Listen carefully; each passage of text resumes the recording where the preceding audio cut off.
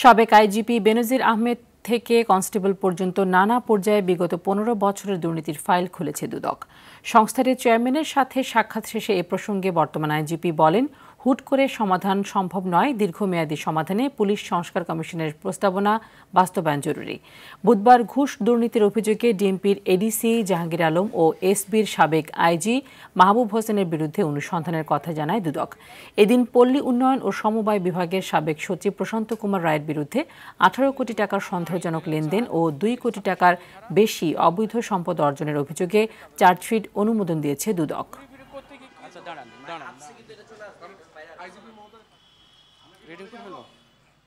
অতিরিক্ত উপপুলিশ commissioner ADC Dhaka metropolitan police